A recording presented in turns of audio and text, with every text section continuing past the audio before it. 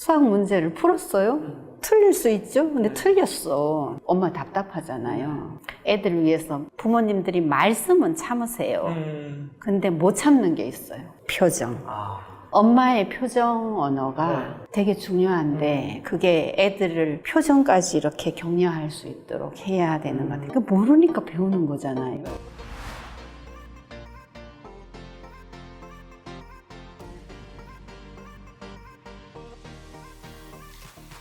안녕하세요. 조작가 있으면 토크 코너입니다. 오늘도 자녀교육의 전문가를 모시고 인터뷰를 해보는 시간인데요. 이제 오늘의 인터뷰는 우리나라 창의교육의 중요한 한 축을 담당하고 있는 한국과학창의재단에서 교육, 과학, 문화를 총괄하고 계시는 분이시고요. 서울대 물리교육과 학사를 졸업하시고 카이스트에서 물리학 석박사를 졸업하시고 국가과학기술자문회의 전문위원을 역임하신 조양숙 저자님이십니다. 저희 시청자분들께 인사 부탁드리겠습니다.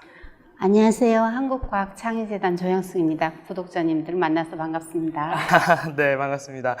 최근에 이제 이 AI 세대에게 딱 맞는 자녀 교육을 세팅하라라는 책을 펴내셨는데요. 우선 이제 현재 아이들을 AI 세대라고 정의를 하고 계신데 이 AI 세대라는 것을 정확히 어떤 의미로 우리가 받아들일 수 있을까요? 제가 AI 세대라고 이름을 붙인 건 문제를 해결할 때 AI를 써야 되는 세대라는 걸 강조하기 위해서 AI 세대라고 붙였습니다. 예를 들면 법률 인공지능 경진대회가 있었는데 인공지능하고 사람하고 혼성팀 두 팀, 일반인하고 인공지능 혼성팀 한 팀, 나머지 9팀은 다 사람 변호사들끼리 팀으로 만들었는데요. 2018년에 경진대회를 했는데 누가 1등 했을까요? 1등, 2등은 인공지능하고 변호사 혼성팀이 하고 일반인하고 인공지능이 3등을 하고 인간 변호사는 그 밑으로 쫙 했어요. 그래서 앞으로는 인공지능을 써서 문제를 해결하면 훨씬 더 효율적으로 잘할 수 있고 안 하면 좀 심각해질 수 있다. 그러니까 결국은 인간과 AI의 대결이 아니라 이젠 진짜 AI를 누가 더 잘 활용하느냐가 결국은 이 경쟁력의 핵심이 된다라고 볼 수 있겠네요. 그러면 이제 그 4차 산업혁명이라는 키워드를 비롯해서 뭐 인공지능 같은 키워드들이 등장하면서 많은 부모님들이 사실은 애들 이제 진로나 미래에 대해서 굉장히 좀 걱정도 하시고 불안함을 가지고 계시거든요. 그래서 실질적으로 아이들의 삶에서 이런 인공지능이나 어떤 이런 4차 산업혁명 이런 것들에 의해서 어떤 변화가 좀 생겨날까요? 어른들도 요즘 보면은 스마트워치를 끼고 숫자가 혈압이나 뭐 이런 것들이 좀 높으면 내가 아픈 것 같고 태어나면서부터 그런 거를 접하는 애들이 어른들하고 다르게 물어보면 걔가 자꾸 나한테 대해서 대답을 하니까 인공지능이 나에 대해서 나보다 조금 더 잘 안다 라고 애들은 생각하고 받아들인대요. 그래서 그 어른들이 생각할 때 그냥 물어보면 대답하고 날씨나 알려주고 뭐 그런 거랑 다르게 애들이 인공지능하고의 관계가 굉장히 밀접하게 되는 거죠. 지금 이제 이전 부모님들과 다르게. 그래서 실제로 뭐 요새 AI 스피커부터 시작해서 정말 AI가 일상 속으로 정말 많이 들어와 있고 그런 AI들을 어떻게 더 잘 활용하느냐가 이제 아이들이 뭔가 진로나 미래를 만들어 나감에 있어서 되게 중요한 역할을 할 것 같다라고 볼 수 있겠네요. 그렇다면 이제 기존의 저희 교육과 이제 AI 세대에 좀 필요한 교육의 가장 큰 차이점이 뭘까요? AI 교육에서는 AI를 활용해서 AI를 써서 문제를 해결해야 되는 게 가장 큰 차이점이죠. 그러면 AI를 써서 문제를 해결하려면 AI한테 무슨 일을 하라고 정확히 일을 시킬 수 있어야 되고 AI가 가져오는 그 결과물에 대해서 그게 뭔지 정확하게 해석할 수 있어야 되는 거죠. 그런데 제가 지금 미래교육에 대해서 잘하는 학교 한 2가지 정도 소개시켜 드리고 싶은데요. 제일 눈에 띄는 학교는 에드아스트라라고 그 우리말로는 별을 향하여예요. 지금 그 스페이스X의 CEO인 일론 머스크가 만든 학교인데 그 학교에서 하는 커리큘럼을 보면 되게 독특한데 스템을 많이 가르치고 로봇을 가르치고 인공지능을 가르쳐요. 그리고 이 사람이 CEO니까 기업가 정신까지 가르치죠. 그 학교가 굉장히 독특하고 우리나라에 사이서울이라는 학교가 있어요. 소프트웨어 실무 교육을 하는 데인데 소프트웨어 분야에서는 어느 학교를 나왔니? 안 물어본대요.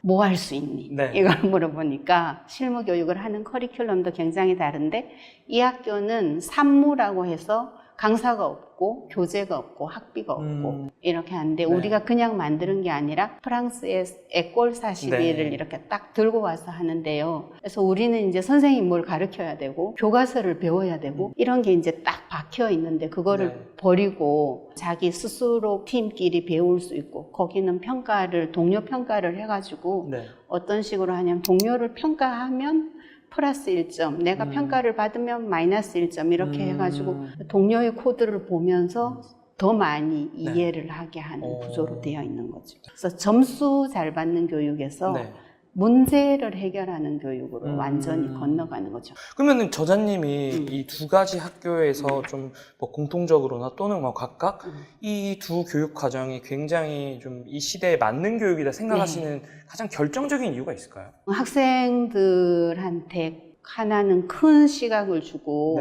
문제를 해결하고 인공지능 시대에 필요한 로직이 뭔지 무엇을 토론해야 되는지 엄청 많이 열어주면서 애들이 스스로 컨트롤할 수 있게 하는 게 그게 놀랍고 우리가 가야 되는 일인 것 같아요. 그래서 이제 책에 보니까 그 X형 인재가 이제 미래형 인재라고 말씀을 하셨어요. 그래서 그 X형 인재라는 게 뭐고 이 X형 인재가 왜 중요한지 좀 알려주시면 좋을 것 같아요. 우리가 익숙한 인재는 A형 인재인데요. A 학점을 받는 인재를 A형 인재라고 하고요. 작가님, X는 언제 들어보셨을까요? X. 수학 공부할 때?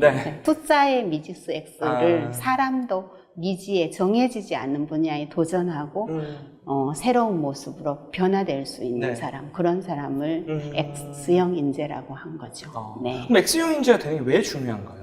미래에 그 모르는 불확실한 상황이 되게 많은데 도전하지 않고 알고 있는 정답에 머물러 있으면 다음 단계로 건너갈 수가 없잖아요. 그럼 결국은 너무 빠르게 많은 것들이 변화하고 있고 불확실성이 너무너무 커지기 때문에 그 상황에서 내가 뭐 하지를 찾을 거보다는 내가 어떤 뭐가 와도 헤쳐나갈 수 있는 역량을 기르는 것이 이 시대의 가장 중요한 교육의 목표가 될 수 있다라고 볼 수 있겠네요. 그러면 이제 결국은 이제 어떤 교육이 되고 어떤 인재가 중요한지를 얘기 드렸는데 그러면 결국은 이렇게 많은 것들이 변할수록 결국 변하지 않는 것들이 좀 되게 중요하고 그런 본질적인 영향을 우리 교육이 또 부모님들이 아이들에게 심어줄 수 있어야 된다고 생각하는데 그래서 여기에 해당한 좀 본질적인 역량이라고 하면 어떤 것들이 있을 수 있을까요?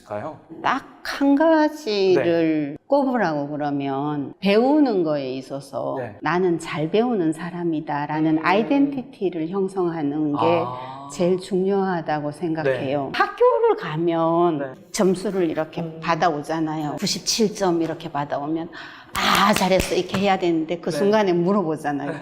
너네 반에 100점 몇 점이야? 몇 명이야? 이렇게 딱 물어본단 말이에요. 그게 우리가 기본적으로 순서를 매기는데 되게 익숙해 있는 거예요. 근데 잘 배우고 잘 한다는 걸 많이 격려해 줄 수 있도록 하는 게 제일 중요한 한 가지일 거라고 생각해요.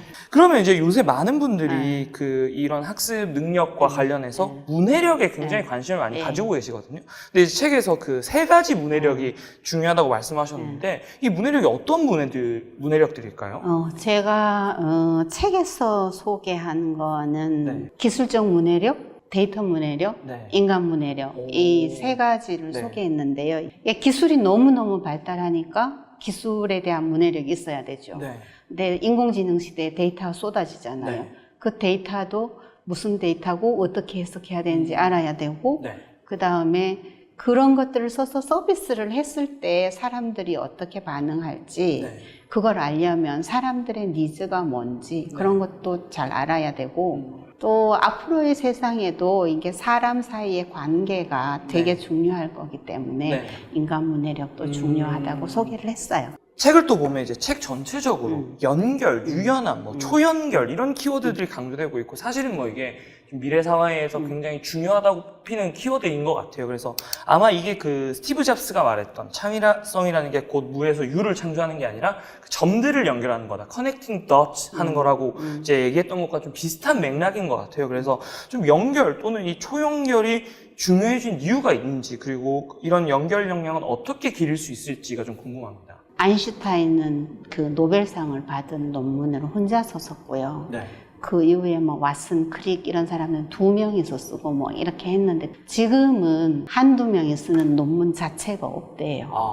그러니까 최고의 결과를 만들어내려면 그 분야의 최고의 사람과 다른 분야의 최고의 사람과 연결을 해서 결과를 만들어내야 되기 때문에 연결이 점점 중요해지고요. 제가 자주 드는 예시는 야후라는 사이트가 있어요. 네. 그 다음에 구글의 검색이 나왔잖아요. 네. 근데 구글 검색이 이겼잖아요. 네. 왜 이겼느냐? 사람들이 많이 찾는 데이터를 위로 올려가지고 네. 사람들의 니즈에 맞게 네. 서비스를 한 거죠. 그러니까 데이터를 연결해서 사람들이 원하는 걸 만들어내는 그런 연결이 네. 점점 더 중요해진 거죠. 앞으로는 데이터가 더 많이 쌓일 거기 때문에 네. 그것들을 가지고 사람들이 원하는 서비스를 하려면 네. 훨씬 더 많이 연결해야 되겠죠. 어떤 우리 사람의 맥락에서 기술과 어떤 이 제품들이 이해되고 해석되는 네. 어떤 네. 이런 관점을 애들이 기르는 게 필요하다. 네.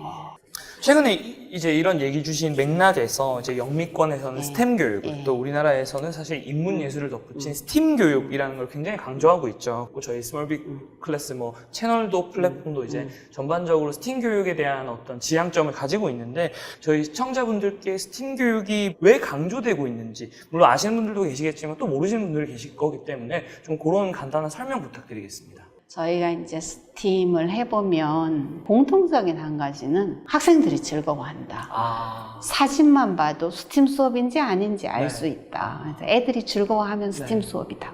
라고 한 게 되게 큰 거고요. 그다음에 학생들의 결과물에 대해서는 어쩜 그렇게 잘 만드는지 모르겠네 라는 표현을 되게 많이 했어요. 근데 학생들도 일관된 목소리가 있었어요. 내 생각을 수업에 반영할 수 있어서 스팀 수업이 즐거워요. 선생님 언제 또 스팀 수업을 해요? 이렇게. 실제로 저도 이제 말씀을 들으면서 대학 이제 학교 서울대학교 다닐 때 어떤 신기한 수업이 열렸는데 그 수업이 이제 철학, 과학, 경제학과 교수님이 들어오셔가지고 하나의 어떤 현상에 대해서 각기 다른 어떤 설명을 얘기해 주시고 애들끼리 같이 토론을 하고 되게 신기했고 재밌었던 경험인데 아마 그게 이제 말씀 주신 그런 융합형 수업의 어떤 변화인 것 같고 그러면 이제 이런 변화된 시대의 교육이 좀 잘 되고 있는 해외 교육 사례가 혹시 있을까요? 대안학교를 하나 소개시켜드리고 싶은데요. 그 칸 아카데미 여기는 자기가 공부할 거를 스케줄을 선생님하고 같이 짜가지고 그 스케줄대로 학생을 맞추는 거예요. 모든 학생이 배우는 속도가 똑같지는 않다라는 거를 인정을 하고 독립성 레벨로 애들을 위로 올리는 거죠. 제가 부모님들한테 말씀드리고 싶은 거는 이제 옆집 엄마 얘기 듣고 내 자식을 너무 옆집 애랑 맞춰가지고 하지 말고 조금 답답하더라도 믿고 내 애 속도에 맞게 하는 게 모든 학생은 배우는 속도가 다르다. 누구나 다 잘 배울 수 있다. 그럼 이제 제일 중요한 거는 결국 부모님들이 아이들을 어떻게 키워야 되는지 이런 시대에서 이런 게 중요할 것 같은데 이제 책에서 이제 말씀하신 게 먼저 부모가 자녀에게 미래 트렌드를 알려줄 정도의 공부를 해야 한다라고 말씀을 하셨어요. 그래서 부모님들이 그럼 어떤 공부를 하셔야 될까요? 예전에 이제 전부 다 대기업에 갔죠. 그럼 지금 창업 많이 하죠. 앞으로 뭐 많이 할 것 같아요? 아무도 모르지만 무조건 뭐 의대다 법대다가 아니라 이렇게 바뀌는 곳들을 보고 부모님이 약간 변화의 트렌드는 알아야 되는 거죠. 그러니까 부모님이 살던 시대랑은 지금 너무 많이 달라졌기 때문에 그때의 어떤 기준과 어떤 생각들을 조금 벗어나서 또는 거기 위에 올라서서 조금 더 이제 변화된 것들을 알아야 아이들에게 좋은 가이드를 해줄 수 있다라고 볼 수 있겠네요. 그럼 이제 이번에는 시대가 바뀌어도 이것만큼은 여전히 아이들에게 좀 중요하다고 생각되는 것이 뭐 있을까요? 뭐 예를 들면 많은 분들이 뭐 독서를 뭐 가장 먼저 떠올리실 것 같은데 뭐 그 외에 다른 것들이 있을까요? 저는 가장 중요한 거는 아이가 자기 자신으로 살도록 이끌어야 된다. 그걸 하려면 뭘 해야 되느냐. 애들이 뭔가 했을 때 그거를 지지하고 격려해주고 이게 되게 중요한 것 같아요. 어렸을 때 공부할 때는 수학 문제를 풀었어요. 틀릴 수 있죠? 근데 틀렸어. 엄마 답답하잖아요. 애들을 위해서 부모님들이 말씀은 참으세요. 근데 못 참는 게 있어요. 표정. 엄마의 표정 언어가 되게 중요한데 그게 애들을 표정까지 이렇게 격려할 수 있도록 해야 되는 것 같아요. 모르니까 배우는 거잖아요. 이 부모님들이 이제 막 사리가 나오도록 돌을 닦긴 해야 되는 건데 애들이 본인의 모습으로 살 수 있게 하려면 그 부분 되게 중요할 것 같아요. 그렇죠. 결국은 부모님들이 아이들의 내면의 힘을 키워주려면 정말 좀 쉽지 않지만 그래도 더 아이에게 긍정적인 피드백, 긍정적인 어떤 지지를 줄 수 있기에 노력해야 된다라고 볼 수 있겠네요. 수학을 저희가 어떨 때 좋아하는지 어떨 때 싫어하는지 조사를 해봤어요. 근데 수학 공부를 좋아하는 이유가 제일 높은 게 문제를 해결했을 때 뿌듯했어요. 그래서 그 애들이 그 순간을 한번 경험하면 그게 지속적으로 가는 거잖아요.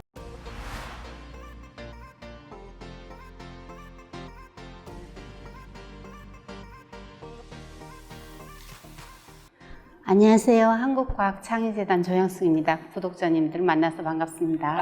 네, 반갑습니다. 그럼 이제 아이의 창의성을 길러주고 싶다면 이거에 좀 주목하라.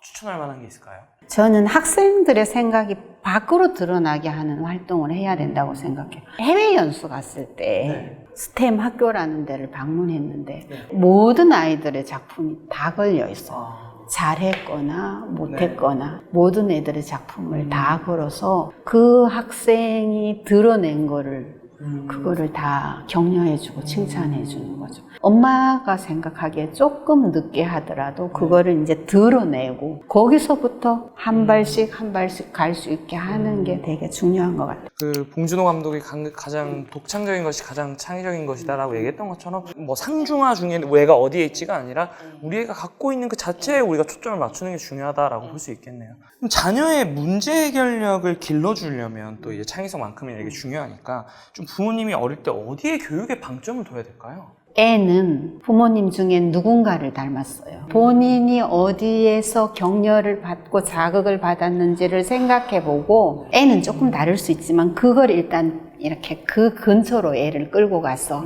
할 수 있게 한번 해보고 엄마가 아니면 아빠의 방식 이렇게 해서 애 맞춤형으로 일단은 여러 가지 시도를 해봐야 된다고 생각해요. 저 진짜 이거 공감하는 게 어머니가 엄마도 어릴 때 이렇게 했었는데 네가 이런 심정이겠구나. 근데 이런 문제에서는 이렇게 했더니 엄마 해결됐어. 이 얘기를 해줬던 게 어릴 때 굉장히 큰 도움이 됐었거든요. 아마 말씀하신 게 그런 맥락이 아닐까 싶어요. 엄청 어려운 게 아니라 일단 부모님이 어릴 때를 생각해보고 본인의 성향이나 이런 것들을 잘 고려해서 아이의 성향을 좀 이렇게 유추해 본다면 굉장히 큰 도움이 될 수 있다. 그러면 그 여러 위인들이 많잖아요. 노벨상 수상자도 있고. 그래서 과거의 위인들이나 좀 인물들 중에서 좀 부모가 창의력이나 호기심을 잘 키워준 어떤 사례가 있다면 혹시 어떤 분들이 있을까요? 아인슈타인을 소개하자면 사람들이 계속 얘기하잖아요. 아인슈타인이 학교 부적응한 줄은 다 알았어요. 그럼 도대체 아인슈타인 어떻게 공부했을까? 아인슈타인 엄마가 엄청 전략적인 사람이었어요. 일단 이 좀 그 부적응이 좀 심하니까 그것 때문에 바이올린을 일부러 가르쳤어요.注意력 향상을 위해서 바이올린을 가르친 거였어요. 그리고 아인슈타인이 뭔가 관심을 보이는 분야가 있다? 그러면 전문가를 구해가지고 배울 수 있도록 거기까지 했고요. 아인슈타인 선생님이 또 있어요. 근데 최신 과학 기술을 아인슈타인이 놓치지 않고 따라갈 수 있게 이렇게 안내해 줬어요. 그러니까 학습을 할 수 있도록 환경을 조성하는데 되게 많이 노력한 거죠. 그러니까 이렇게 막 끌고 가는 게 아니라 아이가에게 그런 노출이나 자극 이런 할 수 있는 환경들을 만들어주면서 정말 아이가 그것들을 통해서 스스로 이거를 할 수 있도록 그러면 또 이제 아이들의 호기심을 좀 키워주는 또 다른 방법에 관련해서 뭐 조언해 주실 게 있다면 어떤 게 있을까요? 네, 제가 수업 한 가지를 소개해 주고 싶은 게 있는데요. 우리 물체와 물질이라는 우리나라 초등학교의 단원이 있어요. 그럼 우리는 이렇게 뭐 물체는 뭐가 있고 뭐 어떤 물질로 구성되어 있고 뭐 기체, 액체, 고체가 어떻고 이렇게 가르치는데 그 선생님은 애들한테 집에 가서 본인이 좋아하는 물건을 하나씩 갖고 오라고 했대요. 애들이 물건을 가지고 왔어요. 어떤 애는 베개를 가지고 오고 어떤 애는 인형을 가지고 오고 내가 이 물건을 좋아하는 이유 그 뭐 할머니가 이 인형을 선물해줘서 좋아한다. 내가 좋아하는 이유를 얘기를 하면서 이제 애들이 돌아가면서 얘기하니까 스토리가 서로 이해가 되고 네. 그러면서 그 물건이 뭐 플라스틱으로 구성되어 있는지 뭐 재질이 뭔지 이런 것들까지 공부를 하면서 이게 애들이 달라지는 거죠. 그런 식으로 이제 되게 개개인이 뭐 그냥 교과서에 있으니까 배우는 게 아니라 맥락 속에서 그 사람의 취향과 뭐 전체적으로 알 수 있게 하는 게 네. 호기심을 유지하고 더 깊게 알게 하는 거라고 저는 생각했어요. 예. 네, 그럼 이제 호기심에 대한 얘기를 주셨는데 또 수학과학 얘기를 안 할 수가 없을 것 같아서 이제 아이들의 수학과학에 대한 흥미와 어떤 호기심을 키워주려면 집에서 어떤 식으로 부모님이 좀 지도를 해주시는 게 좋을까요? 수학을 저희가 어떨 때 좋아하는지 어떨 때 싫어하는지 조사를 해봤어요. 근데 수학 공부를 좋아하는 이유가 제일 높은 게 문제를 해결했을 때 뿌듯했어요. 작가님도 기억나시겠죠? 네. 뭔가가? 그 맛이 있죠. 예, 네. 예. 그래서 그 애들이 그 순간을 한번 경험하면 그게 지속적으로 가는 거잖아요. 이게 아주 작은 성공의 경험을 갖고 그래서 다시 한 바퀴를 돌려서 두 번째 성공의 경험을 하고 그렇게 쌓아가는 게 제일 중요한 것 같고요. 과학은 실제로 해보게 해야 되는 것 같아요. 체험을 많이 해보고 실험을 많이 해보도록 하는 게 되게 중요한 것 같아요. 예를 들면 비 오는 날 장화 신고 첨벙거리면서 보게 하고 나뭇잎도 좀 자세히 관찰하게 하고 보고 기록하고 관찰하고 이런 것들을 하는 게 중요한 것 같아요. 자, 일상 속에서 보이는 것들을 계속 그거 갖고 대화를 나눠보고 생각을 계속 키워갈 수 있게 하는 게 중요하고 이제 수학 같은 경우에는 뭐 저희 지난번에 최영기 교수님도 말씀하셨지만 결국은 작게 시작해서 작은 성공을 맛보고 그 성취, 작은 성취들을 통해서 계속 이 선순환을 그리는 것 그것이 결국 저희가 얘기하는 스몰 빅이 아닐까 싶습니다. 그러면 이제 아이들의 생각을 키워주는 어떤 질문 방법이 있다고 책에서 말씀을 해주셨어요. 그래서 스마일 프로젝트 질문 5단계라고 말씀을 주셨는데 좀 설명을 부탁드릴게요. 저희가 이제 스탠퍼드 교육대학원의 폴킹 교수님을 모셔가지고 교사 연수를 한 적이 있어요. 그 폴킹 교수님은 질문을 5단계로 이렇게 나눠가지고 1단계, 2단계는 이렇게 단순한 지식, 베트남의 수도는 어디인가요? 테슬라가 디자인한 물건은 무엇인가? 이렇게 좀 간단한 지식 위주의 질문이고 3단계쯤 되면 뭔가를 비교를 해야 돼요. 화성과 목성은 어떻게 다른가요? 이게 비교 분석. 뭔가 한 칸 간 거죠. 4단계 되면은 이제 뭐 원인을 파악해야 되는 거. 정보를 활용하고 현상의 원인을 파악하는 한 칸 좀 더 간 거고 5단계 질문은 만약에 뭐뭐가 없다면 만약에 스마트폰이 없다면 어떻게 될까요? 만약 뭐뭐 이라면 어떻게 될까요? 이런 것까지 가도록 애들이 더 나은 질문을 할 수 있게 격려를 하는 건 좋을 것 같아요. 그럼 마지막으로 저자님이 보시기에 이제 여러 가지 저희가 얘기를 했는데 지금 이처럼 약간 급속도로 되게 변화하고 있잖아요. 어떤 시대가. 그래서 우리나라 교육 또한 여기 발맞춰서 이제 맞춰가야 되고 또 그런 일을 하시는 분이다 보니까 좀 우리나라 교육이 어떻게 변화를 해나가야 될까요? 일단은 100명의 학생한테 100개의 답이 있다라고 제가 책을 썼는데 뭐 학교에서 시험 보는 건 그렇다고 하더라도 집에서 애들하고 대화하고 뭐 책을 읽고 이런 거 할 때 왜 그렇게 생각했니? 뭐 네 생각은 뭐니? 이런 것들을 좀 할 수 있게 해줬으면 좋겠고요. 제가 교육을 하면서 학생들이 쓴 수기집을 되게 열심히 읽어요. 그 스팀 아렌이 수기집 보면 이렇게 쓰여 있어요. 학생들이 저희가 이제 인문반이라는 걸 만들었거든요. 근데 그 학생들이 다른 팀이 발표하는 거 2명을 보고 자기 팀이 발표했는데 그때 피드백 받을 때 자기 엄청 많이 알게 되었다. 하여튼 다른 사람부터 배우는 거죠. 그러면서 그 사이에 이렇게 쓰여서 다른 애들 전부 다 발표하는 걸 보게 해줬으면 좋겠다. 이렇게 쓰여 있어요. 그러니까 애들이 진짜 본인이 얼마나 성장했는지 그 활동을 한 본인이 얼마나 자랑스러운지 이게 그 글씨에 행간에 엄청 쓰여 있어요. 그러니까 애들이 본인이 대견하고 본인이 자랑스러운 경험을 할 수 있게 하는 게 제일 중요한 것 같아요. 그러니까 유능함을 알게 해주는 자신의 자존감을 키울 수 있는 교육으로 나가는 것이 더 중요하다. 그래서 오늘 조양숙 저자님을 모시고 정말 좋은 얘기를 많이 나눠봤는데요. 마지막으로 저희 시청자분들께 하시고 싶은 말씀이 있으시다면? 애들이 세상에 나갈 때는 최소한 한 2040년 정도 되니까 2040년을 상상하면서 지금 마음 급하게 생각하지 말고 애들한테 많은 걸 체험하고 많은 기회를 주고 믿고 기다리고 당장의 성적보다 애들의 긴 인생이 중요하다. 네. 그걸 믿고 같이 만들어갔으면 좋겠어요. 네, 그러니까 애들이 살아갈 시대는 2021이 아니라 2040년, 2050년이라는 그렇죠. 그 숫자를 머릿속에 기억하는 게 굉장히 중요할 것 같습니다. 네, 그래서 오늘 조양수 저자님 모시고 정말 좋은 얘기 나눠봤고요. 다음번에 또 좋은 인터뷰로 찾아뵙도록 하겠습니다. 지금까지 조작가의 스몰릭 토크였고요. 지금까지 조작가 조양숙 저자님이었습니다. 감사합니다. 이거 해주시면 돼요.